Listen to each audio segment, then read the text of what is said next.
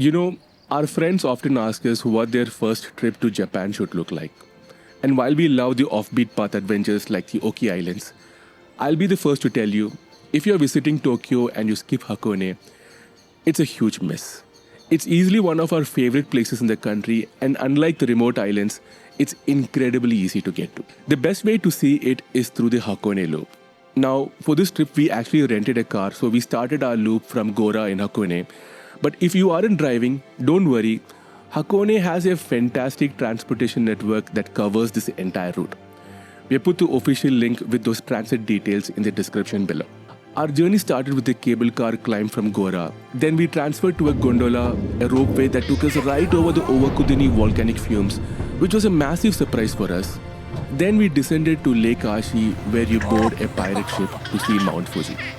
It's a journey of fire, ice, and ancient history. So here's the full story. It was a freezing morning at Gora station, and the air had this sharp winter bite to it.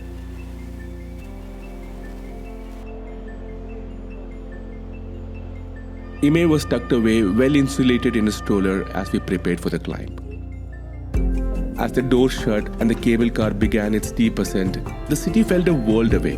We were heading straight into the clouds. The next stop is Gora, the last stop on this line. Number 0862. From the cable car, we moved onto the ropeway. This is where things got really dramatic.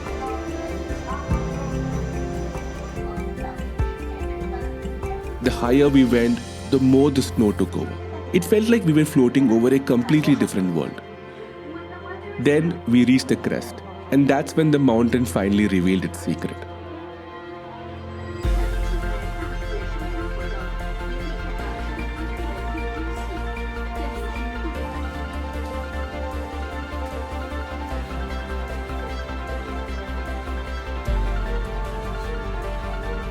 Honestly, one pass wasn't enough. The view of Owakudani plumes was so surreal that we actually went back to the previous station just to ride through it 2 more times. Oh my god, I'm not even. Oh my god, look at that! I'm not Amazing! Oh, this is crazy. I love this part. Eventually, we stepped out of the station itself. Standing right at the edge of the crater, surrounded by the smell of sulfur and the rising steam, you realize just how alive this mountain still is. Yeah. It's crazy, right? Oh my god. As we descended towards the final stop of the ropeway, the scenery shifted again. The sulfurous fumes were behind us, and Lake Ashi was waiting at the bottom. Thank you for riding the Hakone Ropeway today. This ropeway is bound for Togendai. What's wild is that this entire lake is actually a massive volcanic caldera. It was formed 3,000 years ago after the last major eruption of Mount Hakone.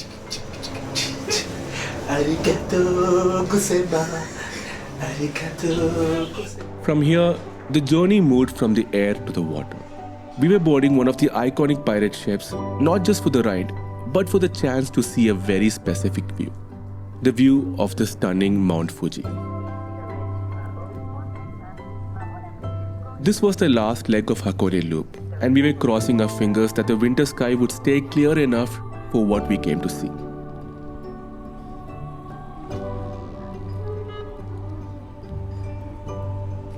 There is something surreal about a ship cutting through the waters of a volcanic crater. The energy of the water was completely different from the sulfurous heights of Owakudani.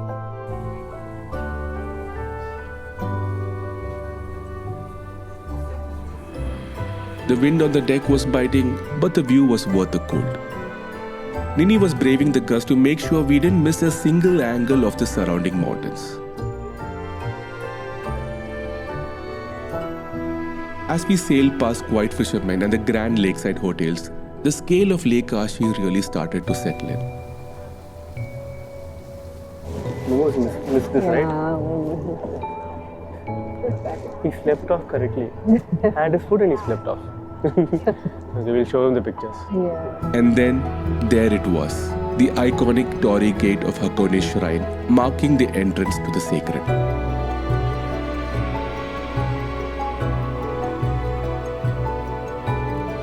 Mount Fuji in the winter is something else. The air is so crisp and the peak looks almost painted onto the sky.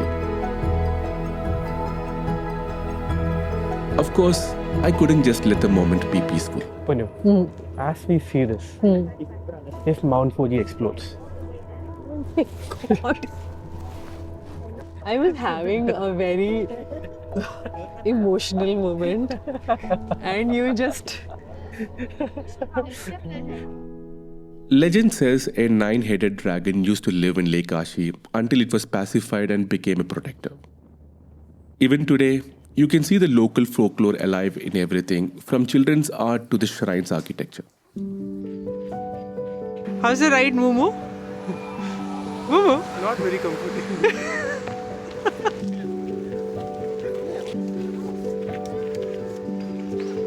The ritual is a rhythm we have come to love. The toss of the coin,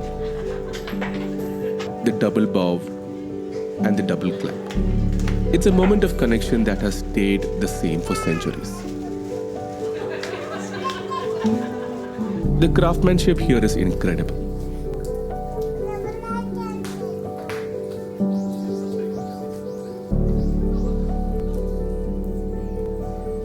These wooden tablets carry the prayers and wishes of everyone who passes through. It's a physical map of people's hope. For Imai, it was a sensory playground. Between the texture of the old wood and the mystery of the winter ice, he was figuring out this new world one touch at a time.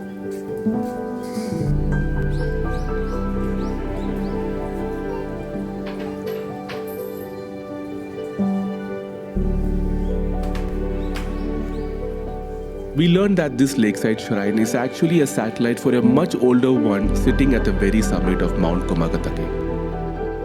To see the source, we had to head back into the clouds.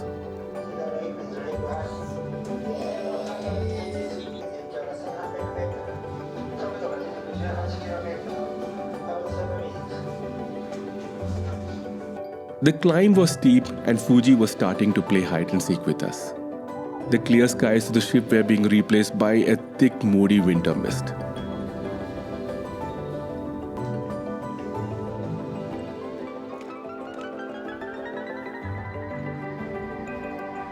We forgot the baby carrier, and carrying a growing toddler up a mountain staircase by hand is a workout I hadn't planned for. Imai was getting cranky, and my arms were right there with her. Hold on, bro. Hold on. Hold on, hold on, hold on. Hold on, bro. Hold on. We just have few more steps and we're done. Few more steps. But we made it. The Hakone Mototsumi Shrine sits in a total isolation at 1,327 meters. From here, the entire caldera of Hakone unfolded beneath us.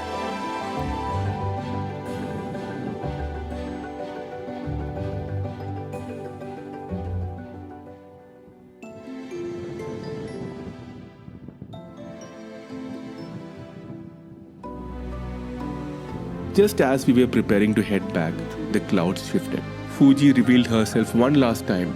Not the perfect postcard we had earlier, but something more raw and dramatic. Hakone has this way of making you feel small. Whether you're standing in the steam of a 3,000-year-old caldera or watching the sun hit the peak of Mount Fuji, the scale of it is just staggering. But as we learned over the 60 days, the best part of the epic views isn't just the landscape, it's getting to share them.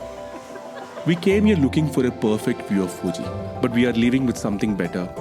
A reminder that the world is alive, shifting, and always full of surprises if you're willing to make the climb.